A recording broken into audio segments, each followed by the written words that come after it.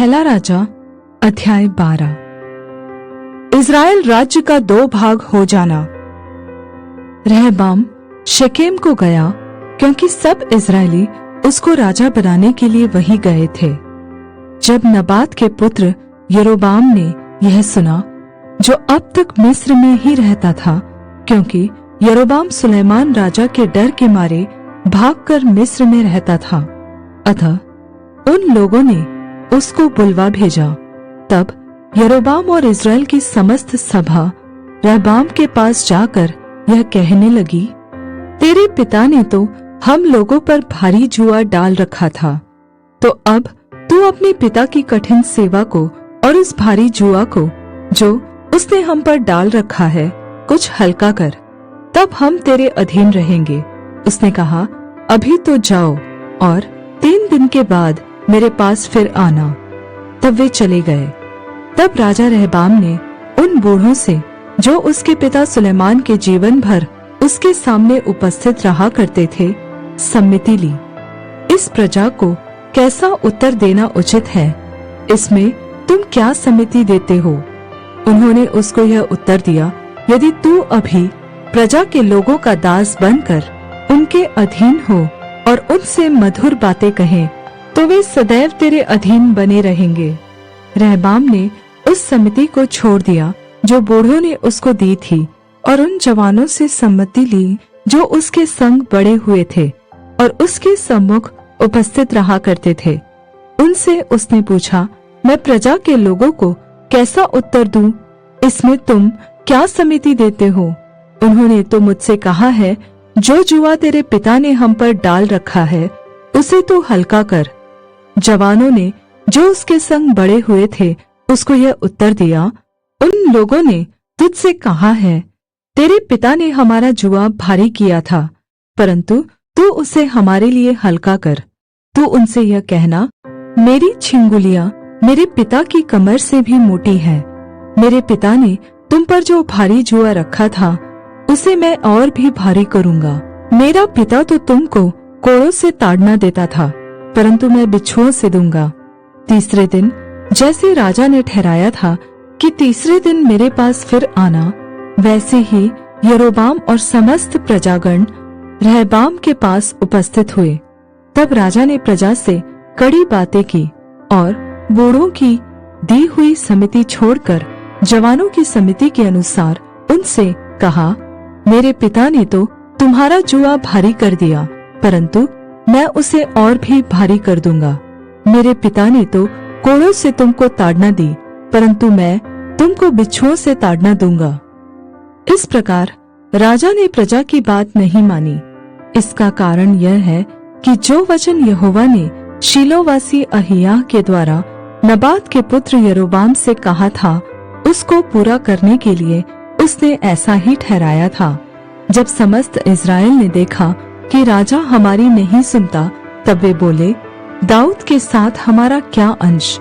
हमारा तो यिशै के पुत्र में कोई भाग नहीं। हे इज़राइल, अपने अपने डेरे को चले जाओ। अब हे दाऊद, अपने ही घराने की चिंता कर। अतः इज़राइल अपने अपने डेरे को चले गए। केवल जितने इज़राइली यहूदा के नगरों में बसे हुए थे, उन पर रहबाम राज्य करता रहा। तब राजा रहबाम ने अदोराम को, जो सब बेगारों पर अधिकारी था, भेज दिया, और सब इज़राइलियों ने उसको पथराव किया और वह मर गया। तब रहबाम फुर्ती से अपने रथ पर चढ़कर यरूशलेम को भाग गया। इस प्रकार इज़राइल दाऊद के घराने से फिर गया और आज तक फिरा हुआ है। यह सुनकर कि यारोबाम लौट आया है, समस्त इज़राइल ने उसको मंडली में बुलवा भेजा और संपूर्ण इज़राइल के ऊपर राजा नियुक्त किया, और यहूदा के गोत्र को छोड़कर दाऊद के घराने से कोई मिला न रहा। जब रहबाम यरूशलेम को आया, तब उसने यहूदा के समस्त घराने को और बिन्यामीन के गोत्र को, जो मिलकर 180,000 अच्छे योद्धा थे, इकट्ठा किया कि वे इज़राइल के घराने के साथ लड़कर सुलेमान के पुत्र रहबाम के वश में फिर राज्य कर दे। तब परमेश्वर का यह वचन परमेश्वर के जन शमाया के पास पहुंचा, यहूदा के राजा सुलेमान के पुत्र रहबाम से, और यहूदा और बिन्यामीन के सब घराने से और सब लोगों से कह, यहोवा यह कहता है कि अपने भाई इस्राएलियों पर चढ़ाई करके युद्ध न करो। तुम अपने अपने घर लौट जाओ, क्योंकि यह बात मेरी ही ओर से हुई है। यहोवा का यह वचन मानकर उन्होंने उसके अनुसार लौट जाने को अपना अपना मार्ग लिया। यारोबाम का मूर्ति पूजा कराना। तब यारोबाम एप्रैम के पहाड़ी देश के शेकेम नगर को दृढ़ करके उसमें रहने लगा। फिर वहां से निकलकर पनूएल को भी दृढ़ किया। तब यारोबाम सोचने लगा, अब राज्य दाऊद के घराने का हो जाएगा।